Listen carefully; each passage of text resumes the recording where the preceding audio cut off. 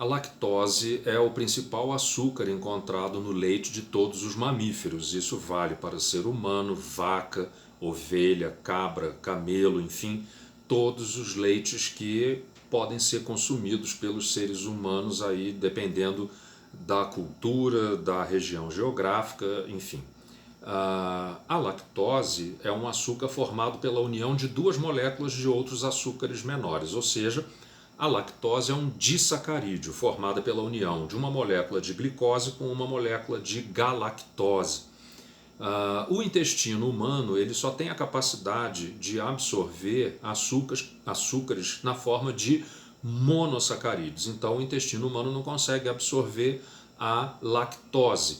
Por isso é necessário a ação de uma enzima que é produzida no intestino delgado, que é a lactase. A lactase, então, quebra a molécula de lactose, liberando a glicose e a galactose. Isso ocorre no intestino delgado e, então, junto com o bolo alimentar, a glicose e a galactose vão chegar no intestino grosso, no cólon, e lá esses açúcares vão ser absorvidos. A glicose é absorvida junto com água e sódio, e isso ajuda então na absorção, né, de água e a hidratação do organismo, enquanto a galactose ela é absorvida através de um outro mecanismo, não absorve junto água nem sódio, é um processo facilitado por uma série de proteínas encontradas na superfície da mucosa do cólon, e essa galactose ela acaba sendo distribuída principalmente através da corrente sanguínea, principalmente para o sistema nervoso central,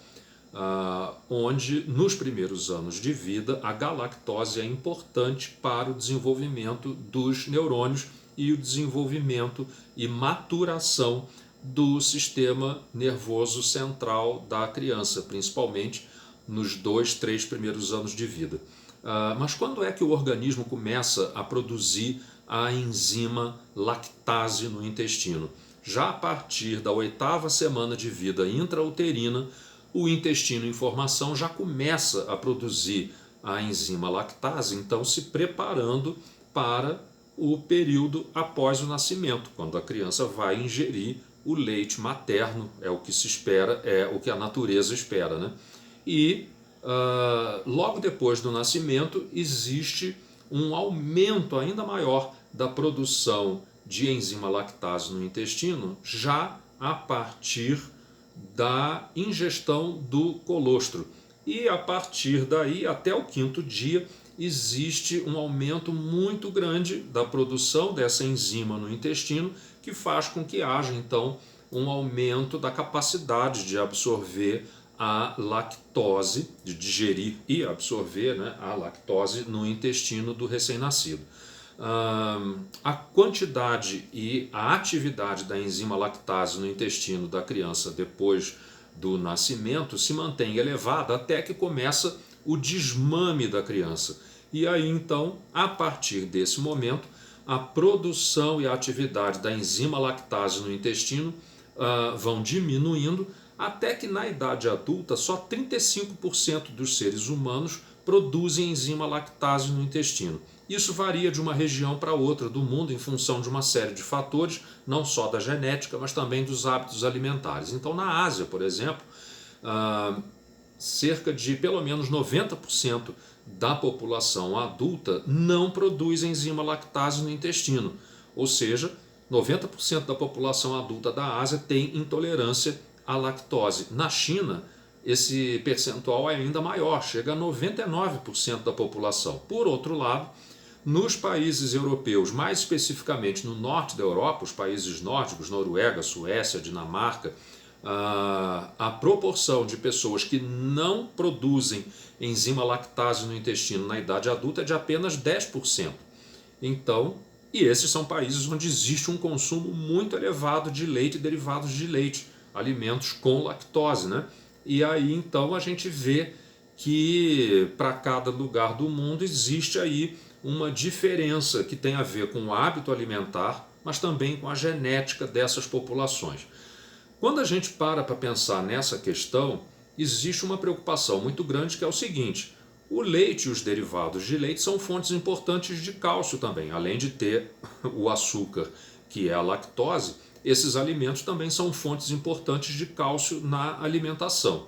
E então, era de se esperar, por exemplo, que na China, onde existe uma intolerância à lactose muito elevada na população, a proporção de pessoas intolerantes à lactose muito grande, 99%, as pessoas não têm capacidade de ingerir leite e derivados em grande quantidade ao longo da vida adulta. Era de se esperar que essa população tivesse uma incidência de fraturas por osteoporose na velhice muito grande. Isso não acontece. Por outro lado, no norte da Europa, mais especificamente na Suécia, que é o país da Europa que tem o maior consumo per capita de leite e derivados, na Suécia é que existe a maior incidência de fraturas por osteoporose na Europa. Isso não é decorrente apenas da questão do leite na alimentação. Existem outros fatores que interferem na quantidade total de cálcio nos ossos. E uma série de pesquisas feitas ao longo de décadas em vários lugares do mundo comprovou que a ingesta de cálcio na infância e até o final da adolescência é que é o principal fator determinante da quantidade total de cálcio no osso que a pessoa vai ter na vida adulta. E então não é a ingesta de cálcio na vida adulta que vai determinar se a pessoa vai ou não desenvolver osteoporose na velhice. E é lógico que o leite não é a única fonte de cálcio na alimentação. Então, nos países asiáticos, onde se consome muito pouco leite de vaca, ou seja, o leite que é consumido nesses países é consumido basicamente no período da infância, é o leite materno. Depois disso, outras fontes de cálcio são usadas na alimentação. Então, por exemplo, o tofu, que é muito consumido na Ásia, mais especificamente China, Coreia, Japão, é um alimento derivado da soja que contém uma quantidade muito grande de cálcio. É um dos alimentos mais ricos em cálcio. Tem 680 miligramas de cálcio para cada 100 gramas. O queijo fresco, por exemplo, feito do leite, ele tem 550 miligramas, ou seja, o queijo de soja tem mais cálcio do que o queijo feito do leite da vaca. Uma xícara, de leite de vaca tem cerca de 220 miligramas de cálcio. Então, 100 gramas de tofu tem 3 vezes mais cálcio do que uma xícara de leite. Então isso mostra por que países asiáticos que consomem muita soja e outros alimentos derivados de soja e o tofu no meio disso tudo, por que nesses países existe uma incidência menor de fraturas por osteoporose. Mas existem outros fatores. Então, por exemplo, na Europa, o norte da Europa é uma região muito fria, as pessoas se expõem muito pouco ao sol, com isso o organismo não produz vitamina D, que é muito importante para poder absorver o cálcio dos alimentos. Então, nos países do norte da Europa, as pessoas acabam desperdiçando o cálcio que vem junto com o leite e os outros laticínios, e isso faz com que eles não tenham uma quantidade de cálcio muito alta no final do período da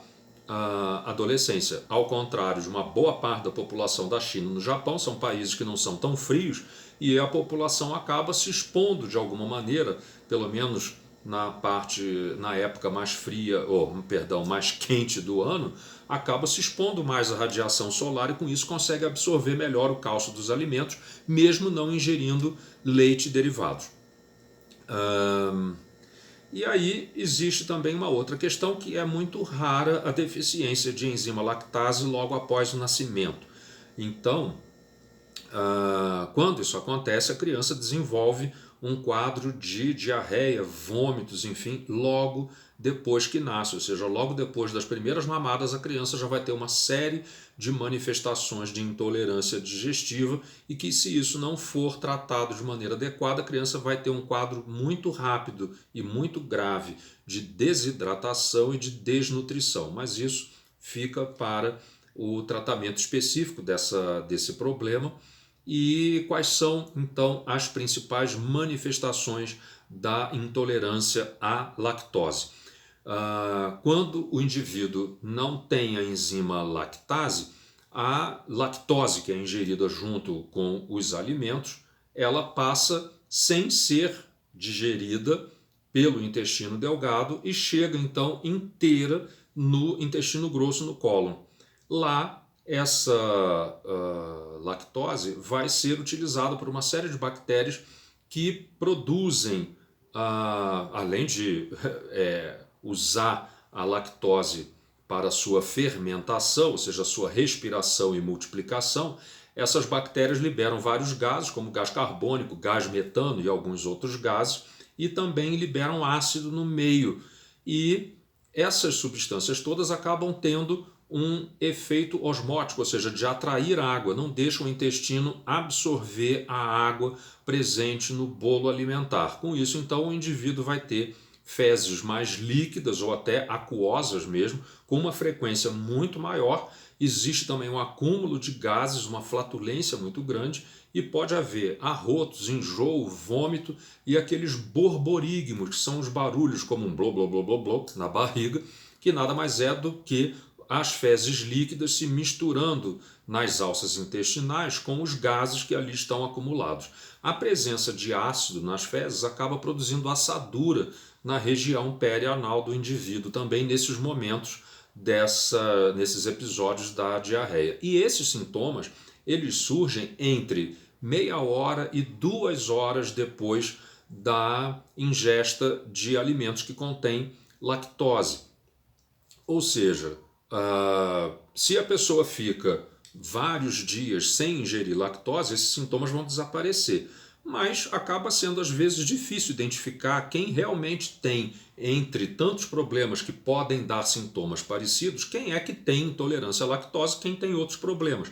Outras causas de perturbação de funcionamento intestinal também acabam provocando algum grau de intolerância à lactose. Então, determinadas parasitoses intestinais, como giardia e ameba, que ainda são relativamente comuns aqui no nosso meio, no Brasil, elas também acabam provocando diarreia por si só, mas também levam ao desenvolvimento de uma certa intolerância à lactose. Então, nesses indivíduos, ingerir alimentos com lactose acaba contribuindo para aumentar a diarreia que essas pessoas já podem apresentar de uma maneira crônica. Doenças inflamatórias intestinais, doença de Crohn, retocolite ulcerativa, podem provocar vários sintomas também de diarreia, estufamento abdominal, ruídos no abdômen e tal, mas também acabam provocando muitas vezes uma intolerância à lactose e o indivíduo vai ter uma piora dos sintomas quando ingere alimentos que contêm lactose. Pessoas que fizeram, por exemplo, cirurgias extensas no intestino e que perderam então uma boa parte do cólon do intestino grosso, acabam também tendo uma intolerância à lactose. Então é muito importante a gente entender que o normal é o ser humano adulto ter intolerância à lactose. Isso não é uma doença, né? Então é bastante importante a gente entender quais são as opções que a gente tem, não é, de tratamento. E, por exemplo, nem todos os laticínios eles são muito ricos em lactose. Então, por exemplo, alimentos laticínios com baixa concentração de lactose, a gente tem os queijos que são mais curtidos, mas a mussarela, por exemplo, não é um queijo que tem grande quantidade de lactose. Então, mesmo pessoas intolerantes muitas vezes conseguem ingerir mussarela sem ter grandes problemas. O queijo parmesão, o queijo gruyère, o emmental, o brie, o cheddar, e o leite, que é um leite industrializado com baixo teor de lactose, também não tem grande quantidade de lactose. Os que têm uma quantidade intermediária e que aí podem produzir sintomas quando o indivíduo tem uma intolerância muito acentuada, ou seja, uma deficiência muito acentuada da enzima lactase. Aí são os iogurtes, os queijos brancos ou frescos e o queijo camembert. Os laticínios que têm uma quantidade muito alta de lactose aí são creme de leite, os queijos cremosos todos, o leite, seja integral, desnatado ou leite em pó, e que não são processados na indústria com a enzima lactase para fazer já a digestão, né, a quebra da molécula da lactose. Todos esses queijos, esses laticínios, esses leites vão ter uma grande quantidade de lactose.